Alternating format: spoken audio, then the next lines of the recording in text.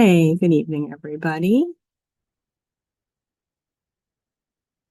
Welcome to the SEMC AAMG Launchpad program. This one is called Navigating the Ecosystem of Museum Careers, Opportunities, Roles, and Pathways.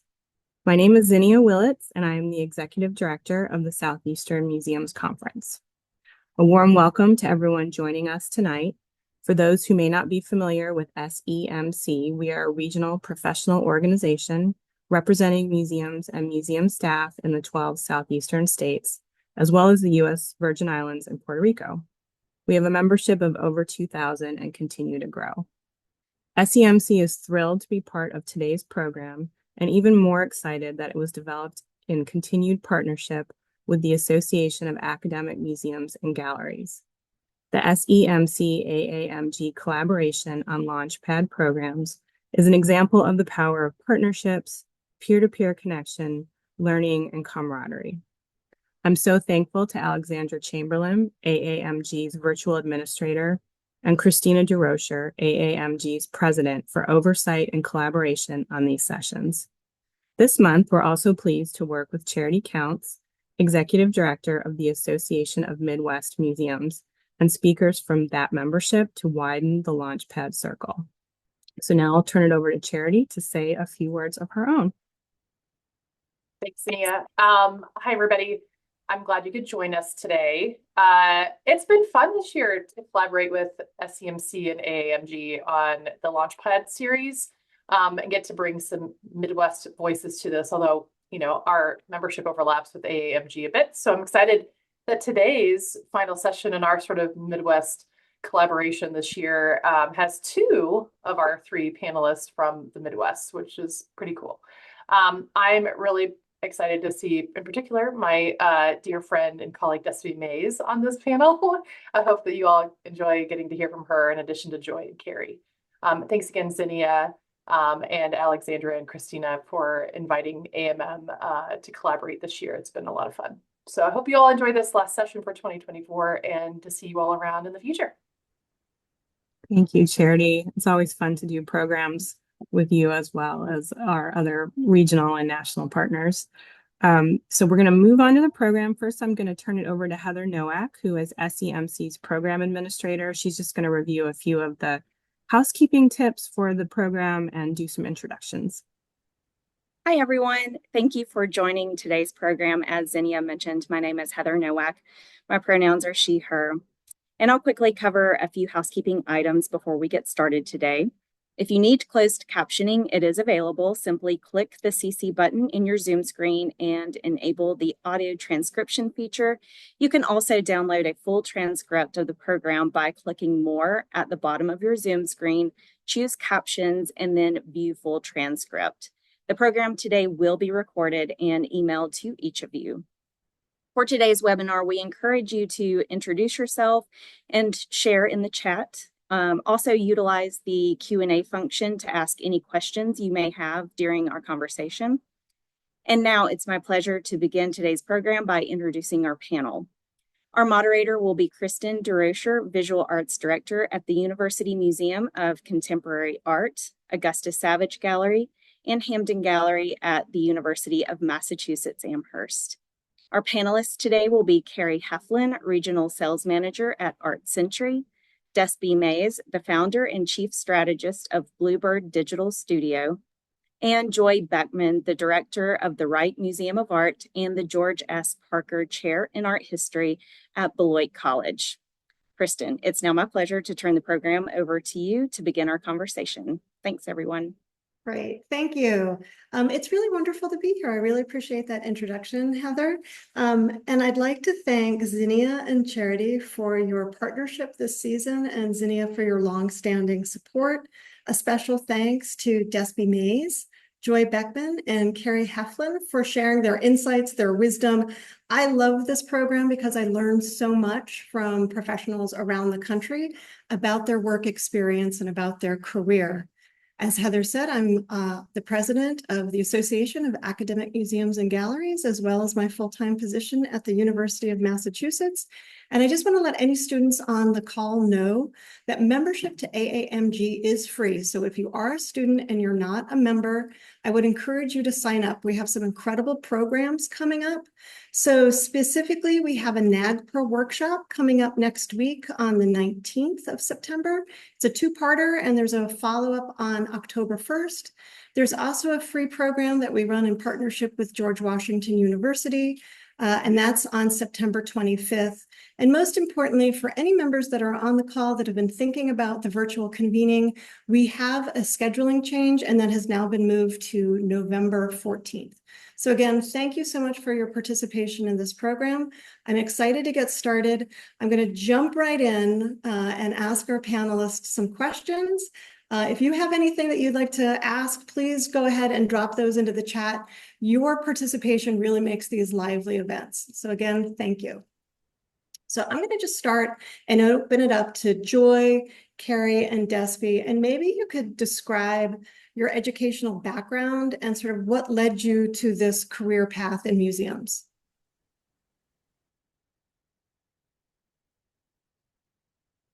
Oh, Christina's muted. I'll start because I'm unmuted. How about that? Okay. I thought I was going to be a biologist. I took college level courses when I was in high school, and I discovered I was really terrible at that. And so I had this sort of crisis that I had to quickly figure out what I was going to do after high school, and I decided to study art history.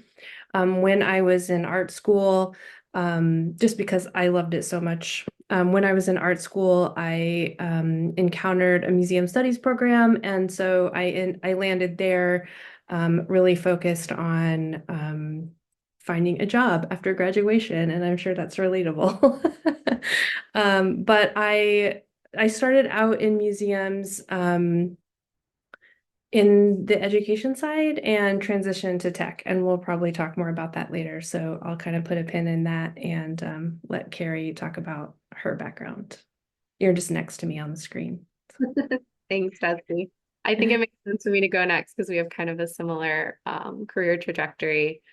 I started my undergrad program knowing that I wanted to work in museums, but I also studied art history and anthropology.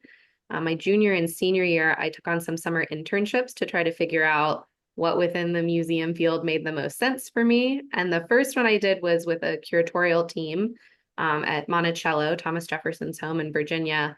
And while there were a lot of things about that internship that I loved, there were also some things that I realized just weren't a good fit for me in terms of curatorial work. For example, I hate research, and that is a really big, important part of being a curator. I also didn't like a lot of the sort of administrative work that came along with it. I spent a lot of time for anyone who's worked in museum collections with some really frustrating backlogs of past perfect records. So after that, my next internship was with an education program at the Virginia Museum of Fine Arts, and I loved that. I thought it was really cool to be able to share something I loved so much, museums, with other people and bring them in and teach them how cool they are.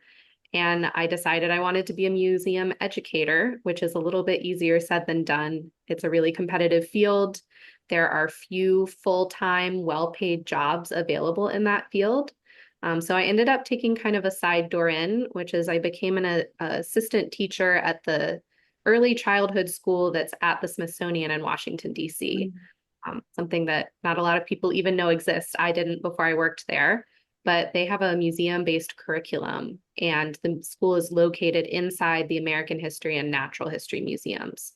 So I was able to build a really important network of contacts. The parents of the kids that I taught all worked at the Smithsonian. And once they got to know me, my education style, my museum knowledge, I was a pretty easy shoo-in for a position when it did open up, running a children's hands-on space at the American History Museum when it opened in 2015. And I did that for the next decade before transitioning out into the private sector, similar to what Despy did. Joy, would you like to share your background? Yeah, so I did my undergraduate in chemistry and Chinese, but my senior year, I fell in love with Chinese art. So when I graduated, I took a summer course in Chinese art history, and the professor hooked me up with the National Palace Museum in Taiwan. So I jumped ship and went to Taiwan and volunteered at the National Palace Museum for about a year. And then realized I needed to get in grad school if I was going to do this. And I stayed in Taiwan and did my graduate studies there before I came back to the United States. But the master's program in Taiwan was very closely associated with the National Palace Museum. So we spent quite a bit of time in the museums, and that's where I felt was my home.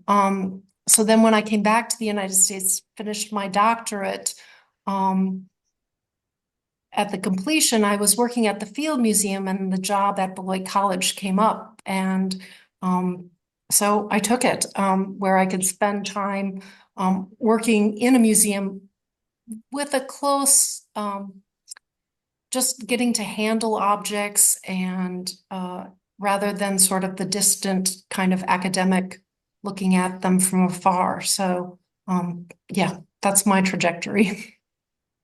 Joy, I'm just going to ask you a quick follow-up to that. So you were in Taiwan at the Palace House Museum for a year. How long were you at the Field Museum? I did 2 years. Both were sort of working with Anne Underhill, who was a researcher there. So it was not actually, it was more research oriented, which Carrie, I love research. So that's one of the things I just absolutely love. And objects as, documents. So yeah. So there were 2 years kind of separated. And then at the very end, they were doing a huge exhibition on the Qianlong and the Forbidden City. And I worked a little bit on that. And that was again where the real objects are just so amazing. So I'd seen all these paintings in print, but then when they came to the Field Museum and you experienced their size and the gilding and the real three-dimensional nature of these things, it was just, falling in love with real works of art. Yeah. Yeah. Yeah. So you worked at an art museum, and Despy, what about you? What types of museum have you worked at, and how long were you in the actual museum institutions for? Yeah, my career is so crazy to think it's 23 years long now. And I've spent half of that time in museums and half of it out. So when I graduated from college, I spent 4 years at the Indiana State Museum where I was the cultural programs coordinator. I did a lot of exhibit project management and also programming for school workshops, public programs. And then I went to the Indianapolis Museum of Art, where I was lucky enough to kind of be in the right place at the right time when digital happened. And I was in a teacher and school programs role there. And I transitioned into it was called new media producer at the time. I don't think there's a such thing really as new media anymore, but it was I did a lot of video production, a lot of blog stuff. We were collaborating with iTunes, which was really cool. And, Facebook was just kind of happening. And so I was on the forefront of figuring out kind of how to use those digital channels to create content to engage museum visitors, both in the museum and outside of it. I actually learned to build websites when I was in that role because I was really frustrated that one of the engineers I was working with kept telling me the things I wanted to do were not possible, and I did not believe him. And so I decided to learn how to build websites so I could advocate for the content that I wanted to create. And it's, something that's driven my entire career. And then after that, I worked in a creative marketing agency for about 3 years before I led interactive technology at the Children's Museum of Indianapolis. And since then, I've worked in a couple of other agencies doing digital work, and I started my own company in 2019 doing digital stuff. And Carrie, what you mentioned that you had been in education. Thanks for that, Despy. You were in education for about a decade in early childhood education, sort of adjacent to the Smithsonian. And then what inspired your change? Did you go to another museum position after that role, or did you go to an outside field altogether? Well, so when I worked for the school that's housed at the Smithsonian, I worked there for about 5 years, and I was a classroom educator working with pre-K aged students, which was terribly fun and incredibly hard. And then I took a position with the National Museum of American History and was there for an additional 8 years. And I served as their head of early learning. So running all of the programs and offerings for kids ages 0 to 6. So all told, it's about 13 years working in that building, but only 8 of them employed by the museum, however you want to slice and dice that. Sure, sure. So Carrie and Joy, it sounds to me as though you had some specialty within your work. So Joy, you had a discipline type. So Asian art, and Carrie, you were focused on early childhood and education. So Despy, I'm going to come back to you and say you had sort of this non-linear trajectory. Can you talk about some of the challenges that you experienced as you moved institutionally and also into other institutions? It's interesting. In that process, I really haven't been challenged very much by it until recently. I think that as it was unfolding, all the transitions were kind of natural. Um, like Carrie, I think mentioned this earlier, I built a network and I really knew the people in the museum community. And so when I went from that first job at the State Museum into the art museum role, it was because I had a reputation for doing innovative things. I feel like that opened the door for me to be able to do that because I was known in the community. And similarly, when I left the art museum and went to an agency, I had an advocate that knew that I had technical acumen. And she had worked in the art museum as the CIO. And she had a friend in this agency that I went to work for. And so she really advocated for me because she understood the transferable skills that I had. And it's something, as I was preparing for this, it's like I can't stress enough how important it is to have those advocates and to build a network intentionally of people who see you and know what you do. Because I feel like that's how I really transitioned throughout my career. And I think in this post-COVID world, like when I went out on my own in 2019, a little before COVID, that sort of, you just are not as present in the communities that you were once a part of. And so I think that has been a challenge for me to figure out, how do I stay present and how do I stay a part of communities? I think things like this actually help that, doing these virtual meetups and networking. I've been doing a lot more of it as I've been thinking about what's my next career move going to be. And that has been the biggest challenge, actually, is like building community outside of having a formal role in an institution.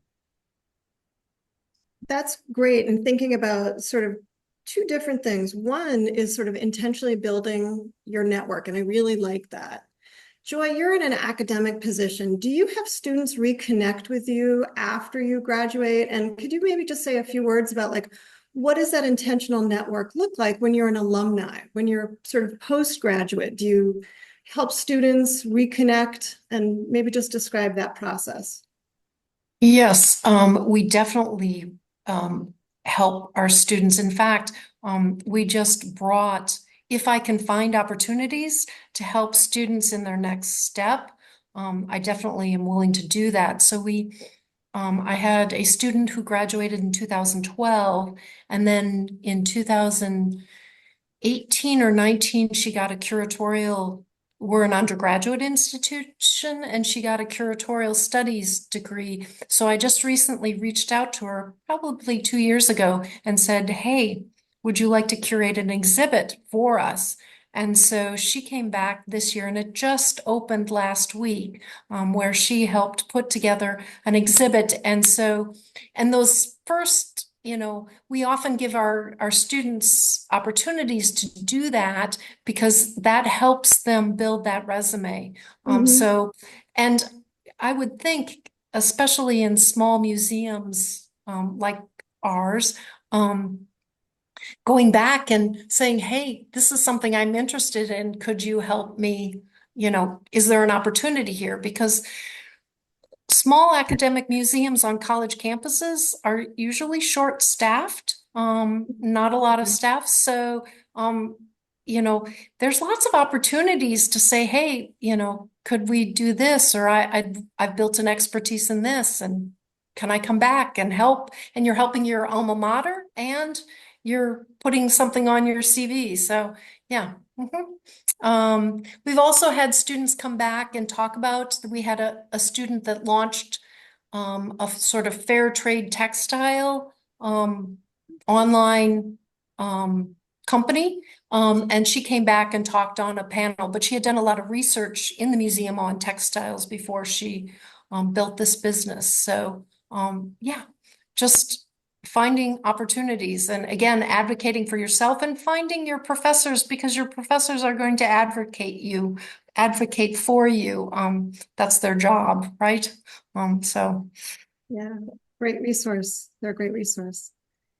Carrie, your change from museums to the private sector was a little bit different, where you weren't relying on an alumni network or a network that you had cultivated through different institutions. Can you talk about your process in moving from museums to sort of an industry field? Yeah, absolutely. I mean, things work a little bit different outside of the nonprofit world, and I think all of us see that to some degree in our roles. What happened for me was I got to a point where I really burned myself out. And maybe we'll talk a little bit more later on tonight on sort of what led to our decisions to leave. So I don't want to belabor that right now, but I got to a point where I was ready for something new. And I had also real life needs that weren't being met by my job in terms of my compensation, my work-life balance. So I started looking at other options, but not super actively. I was kind of trolling job search websites, museum job boards, but I hadn't changed anything on my LinkedIn profile.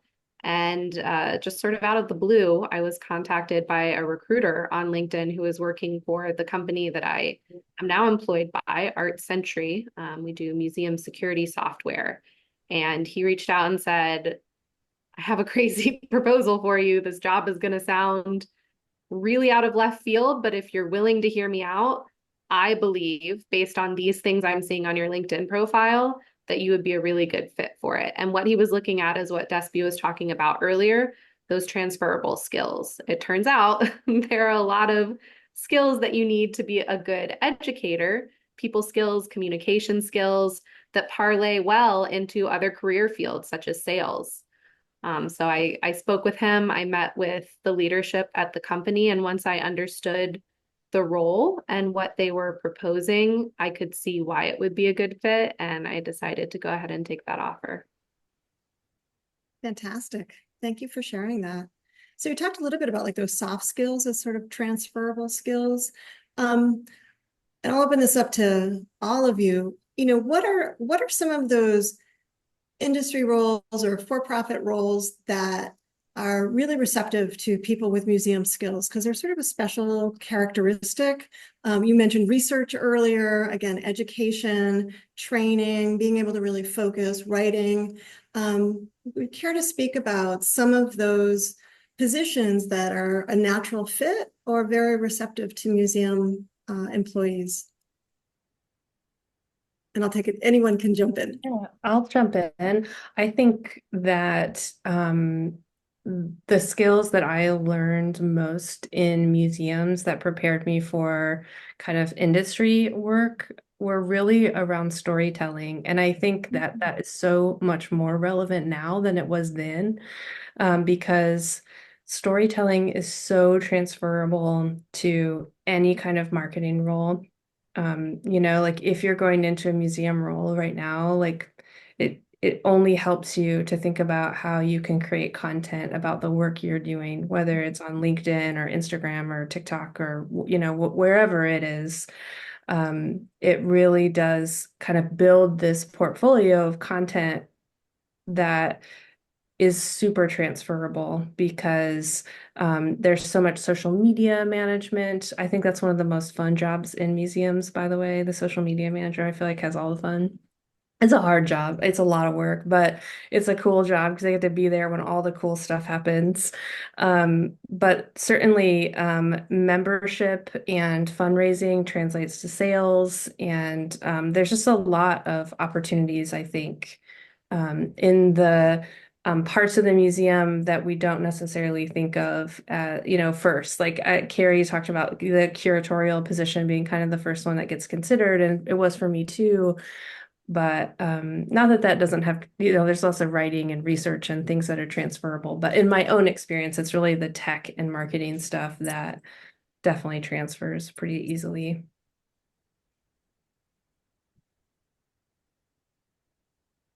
Anyone else? Oh, go ahead, Carrie. Yeah, I agree with everything Desby says. I mean, I think storytelling is a super valuable skill to a lot of roles. It's valuable to me in a sales role. In order to help people understand what your product does, you have to be able to tell its story. There are a million vendors contacting museums all the time, competing for their business. And if you don't have a compelling story to tell and a real need that you're filling, then you're going to be shuffled to the bottom of the pile pretty quickly. I think another really important skill that I brought over from the museum is project management. One of the things we hear museum professionals say over and over again is your job includes XYZ things that were in your original job description and other duties as assigned. And it's kind of a tongue-in-cheek joke for most museum professionals because these other duties include all sorts of very not glamorous things. But one of those other duties for me was, taking on these side projects and learning how to shepherd them through an entire project from inception to realization. And that's an incredibly transferable skill. Understanding how to sort of like soft manage people on a team through a project timeline. You can do that in almost any field, any industry. Sure. Carrie, I want to ask you something sort of as a follow-up to that project management, because one of the things that most students don't gain experience in, but it's really critical once you kind of move into the museum field, is thinking about budgeting.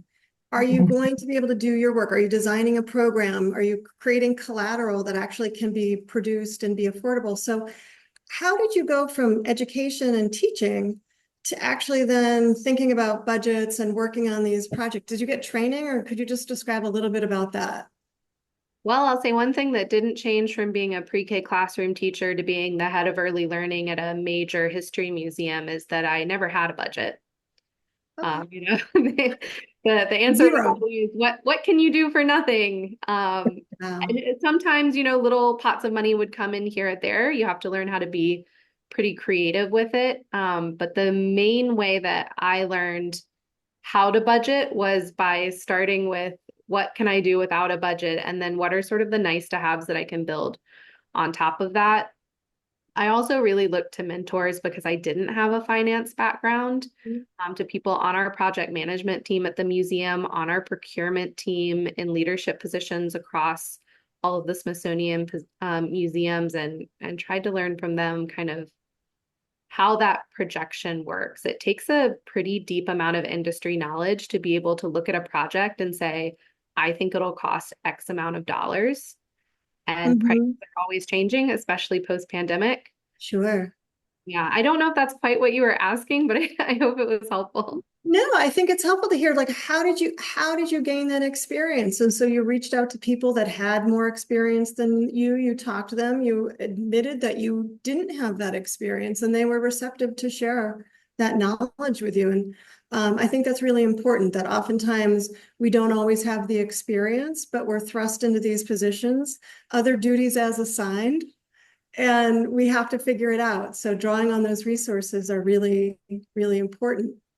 One of the things that we're kind of talking about You mentioned LinkedIn and finding your work that way. And Despi, you had an informal network, but we're also associations. So CMAC and AAMM and AAMG, we hold conferences, and oftentimes vendors are brought to those conferences and they share their insights and knowledge. And I just would, want to say, have you ever been at a vendor fair? Could you talk a little bit about that experience for students or emerging professionals who've never been to a conference and they walk into that exhibit hall? What are they going to encounter? I've definitely been in a vendor hall, quite a few over the last year, I would say. And the experience for me is that, I went to vendor halls as a museum professional first, and I remember thinking, this is very overwhelming. I just saw someone with a cute tote, and I want to find out who has that. And I hope no one talks to me while I'm looking for it. And when people did talk to me, I was kind of panicked, like, I don't make decisions about exhibit lighting. There's nothing I can do for you. Goodbye.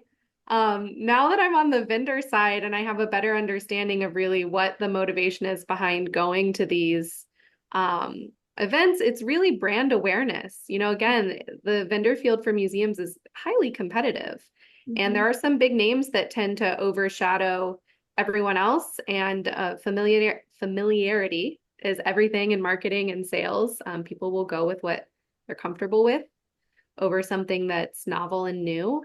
So my main mission as a vendor is to say hi to you and hand you a booklet. And whether you throw it out or not is completely your business after that. I've had some of the best conversations at those events. And I've also seen people look at me like I am a scary monster about to jump out and grab them with a sales pitch. So I would just say, if you're coming to one of those for the first time, don't be afraid of the vendors. Come up to us. We're nice. We're not going to be pushy selling stuff at you.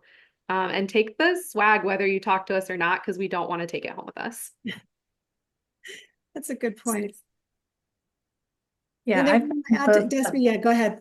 I was just going to say, I've been on both sides of the table too, and it's such a gift you're giving to those people who are behind the table, because we have to sit there all day, and the more conversations we have, the better experience we have. So I think I would just like echo what Carrie said, like, don't be afraid. And sometimes the people sitting there, like, you just have no idea what their stories are. And so you can make really interesting connections with people like Carrie, who has all of this early childhood education experience and is working for Art Century. You just never know, like, you might meet somebody who could be a really great mentor or a new friend, in addition to learning something about the industry too. Yeah, there's such a broad range, not only within museum institutions themselves, but all of the vendors, all of the support that go into making museum exhibits or IT and all of that. Joy, the museum field has I think it's exploded. And what are some of the different roles in museums that you see students placed in, or that they're now pursuing careers in? Yes. Some of them, or some of our students, have gone on and honed that writing skill. So, and it may not be within the museum, but they're excellent writers and editors too. You learn how to edit text down. Through back-end work, they're also great database management specialists because they've learned how to manage databases, which can be tiresome, but very important skill. They've One of the transferable skills that I think is so important is grant writing, which also translates into project management, because if you don't have a clearly outlined trajectory on what you're going to do and what your budget is, your grant probably won't succeed. So that's grant writing. Grant writers can get jobs in lots of nonprofits. So we've seen them move into other nonprofit areas or develop their own careers, go out on their own. A couple of them have gone into fine art shipping. That's another great job that's art museum related. Mhm. So there's really no limits to all the skill sets that you learn in museums that you can take elsewhere. Yeah. Great, thank you for that. Um, so I'm wondering if you could speak to sort of your specific skills, your experiences, and what you've really taken forward sort of as transferable skills, Despy, because you've kind of crafted your career and you've shifted into various tech roles. And I wonder if you could just sort of talk about that specialization and how much self-teaching went into that and how much was provided on the job. Yeah, I after I learned to build websites, I started doing that kind of as a side hustle whenever I had the opportunity, and I have done that really for the last 15 years. My current business is doing that most of the time. So it's not so much a side hustle anymore. But even when I was full-time employed, I was taking on those projects, and I viewed them very much as a way to expand my skill set outside of whatever my 9 to 5 was. I definitely got some on the job training, but it was mostly informal. It was mostly through mentorship and being assigned projects and having to figure them out. When I transitioned from working in the art museum to an agency, I really was focused on audience-centered everything, content, technology, and I definitely brought that with me from my museum studies education and my experience in museums. I think something really important that I learned in my museum experience was that it's so important not to forget the beginner's mindset. I worked with a lot of specialists, and the main conflict, I feel like, as an educator or a content creator I had in the museum was the conflict I had when I was trying to advocate for the audience who had a very different mindset than the specialist. And that is something that really has stayed with me. And that is true also in creative agencies and marketing and technology. Like everybody who does this stuff for a living, you get to know it so well, and you forget that the people that are using the technology you're building or are reading the content you're creating or watching the videos, like they don't have the benefit of your expertise. And so to meet them where they are is an important skill that I feel like transcends all the work I've done. And it was really useful to notice that, in my museum roles. And then in terms of like training, I really did a lot of inquiry on my own, like because I wanted to show up in whatever role I was in and excel.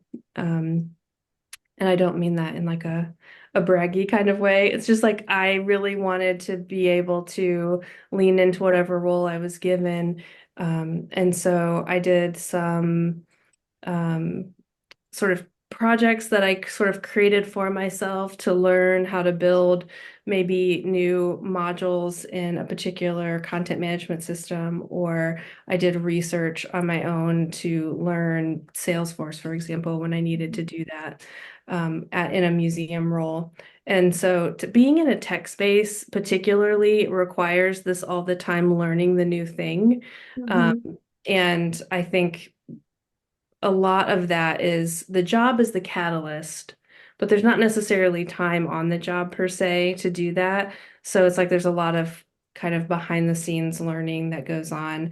And now I feel like there's so many great tools. Like I took advantage of all the online tools I could. Like when I needed to learn Salesforce, Salesforce has a wonderful online training thing. I don't even know what to call it. It's like a whole universe that they've created where you can get badges, and it's a big deal if you want to go down that path. And if you want to do fundraising or membership for museums, like that's a valid thing to be learning because Salesforce for nonprofits is a really popular tool, and lots of those systems offer those kinds of tools that you can really take advantage of. And I certainly did.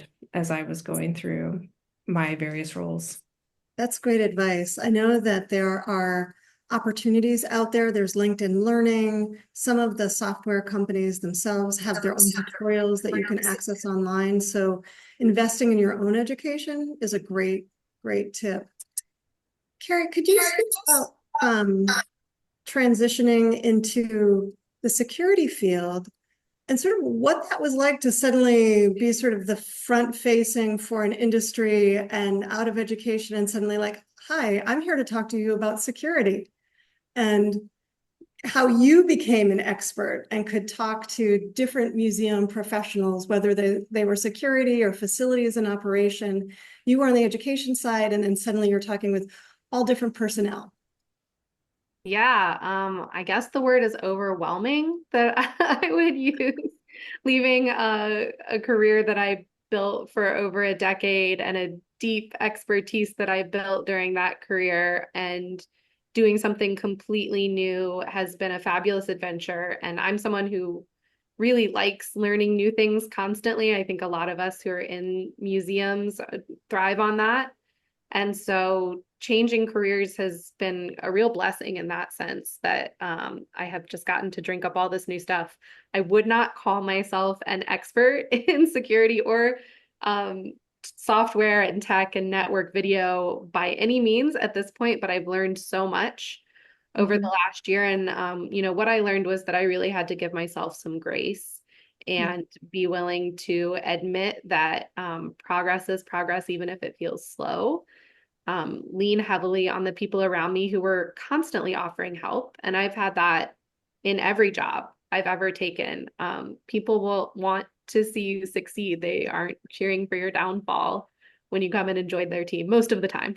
So when someone offers help, take it graciously and really come to them with specific asks. I make a lot of lists when I'm in meetings where it's not appropriate to ask questions throughout the meeting, but I hear acronyms I'm unfamiliar with, terminology I haven't learned yet, a concept that maybe was explained differently than my understanding of it. I take a note every single time, and I follow up with my trusted sources within the industry and ask them to just spend 10 minutes and break it down for me.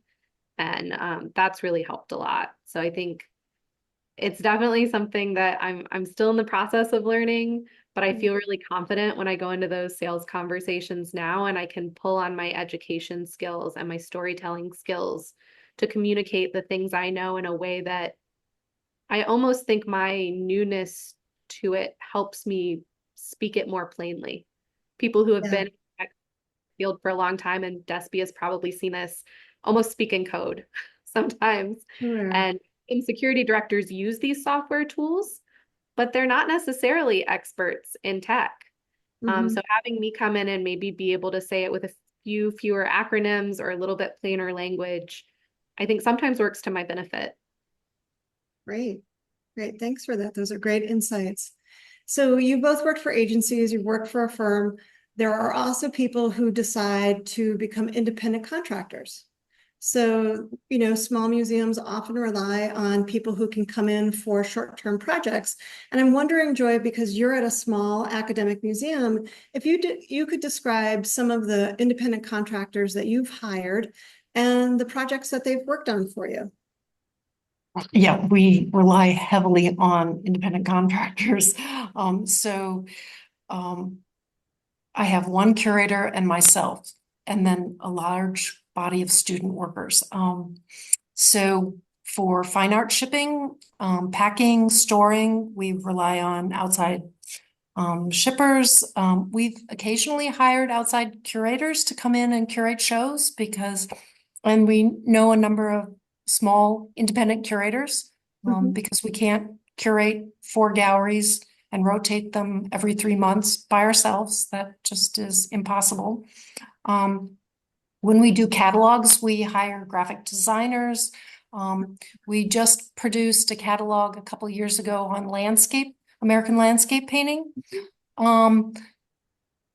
I and my curator wrote it, but neither of us are expertise in American landscapes. So we handed it off to an expert, editor, who was content familiar with American landscapes, actually had an expertise in that, to edit it to make sure we weren't making major gaffes in our scholarship.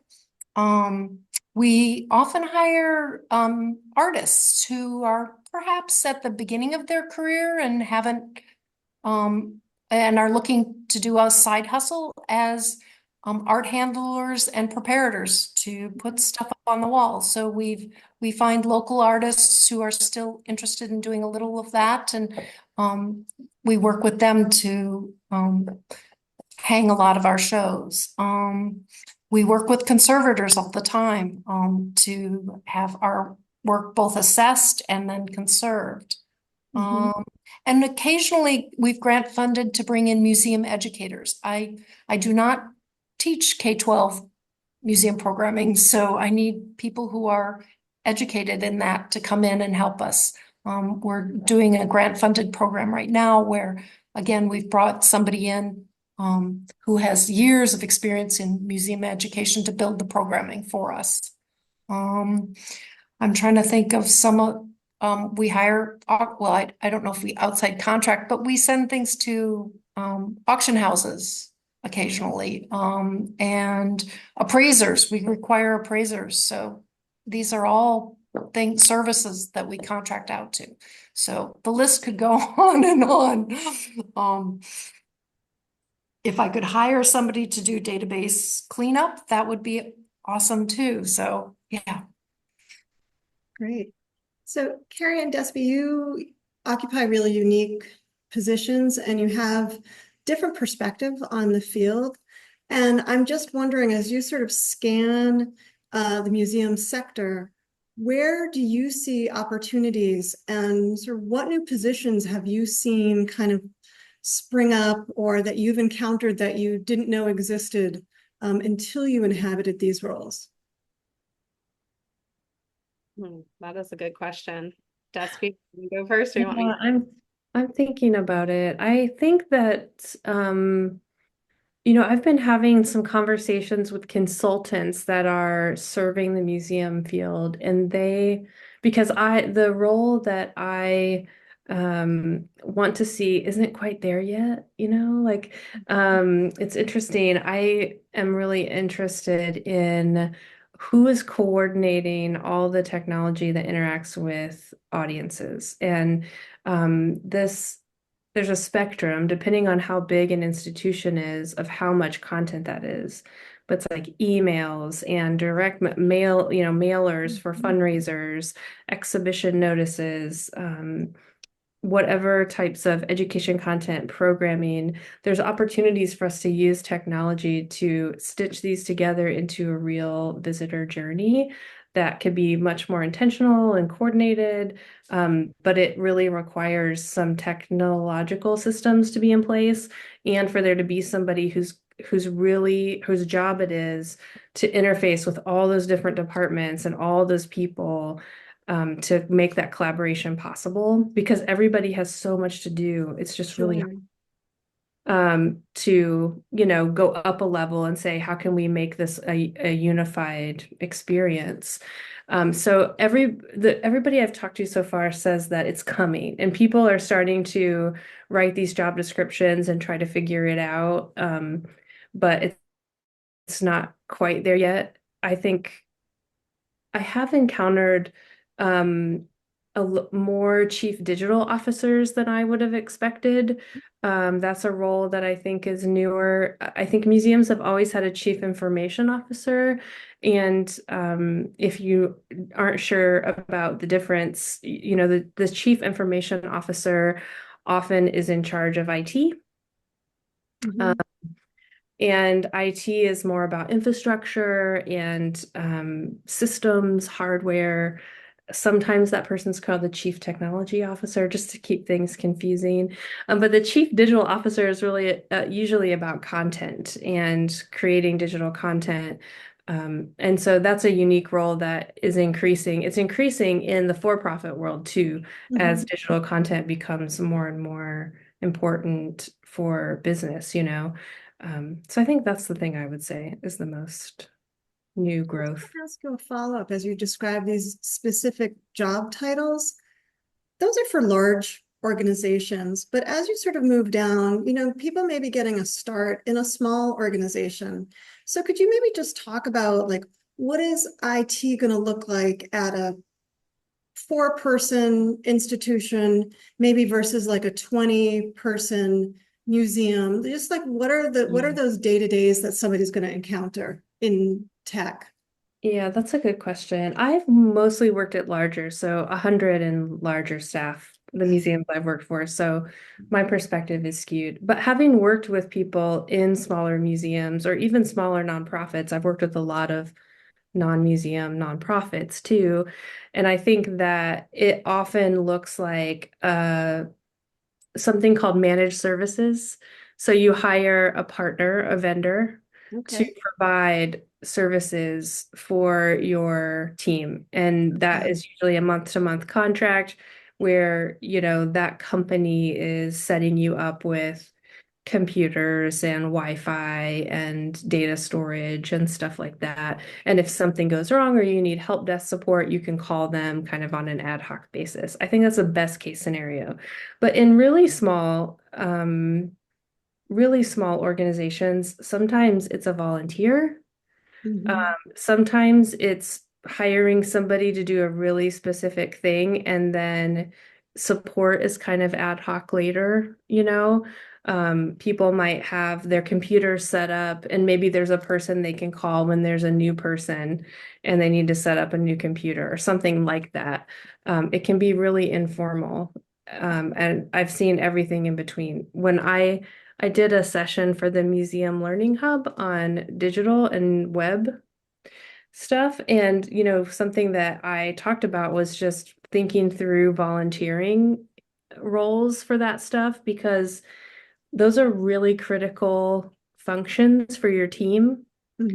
And I think if you are listening to this and you think, oh, I want to be helpful in that regard, or you're in a position where you'll need to hire someone or fill that gap with a volunteer, it's just so critical to make sure there's a really clear job description, even if it's a volunteer position, because that is a really critical role. And that's something that you can hire somebody to help you figure out what do we need.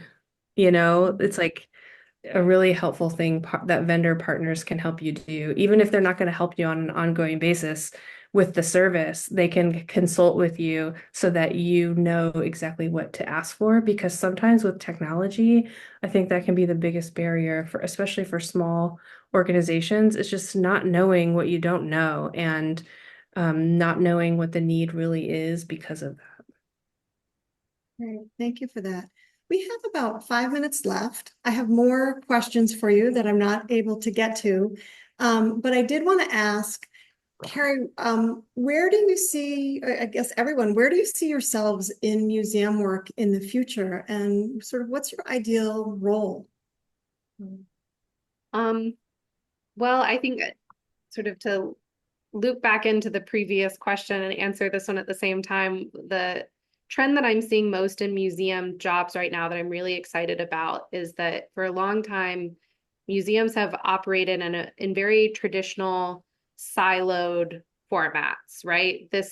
Academic people sit over here, operations people sit over here, education people sit over here, and ne'er the twain shall meet. They just function completely separately from each other. And I am seeing that being broken down in some really creative ways at institutions big and small right now that makes me really hopeful for a future where a job I don't even know about right now exists.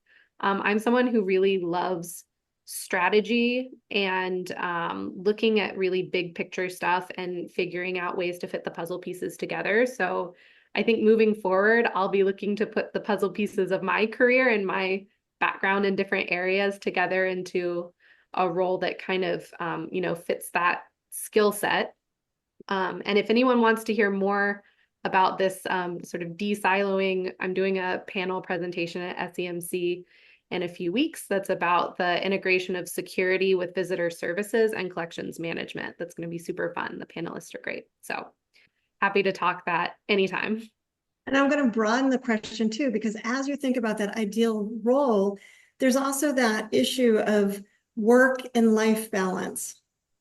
And so thinking about that as sort of that future role, and I'll let Joy and Despy respond to the same question. Where do you sort of see yourselves? What's your ideal role?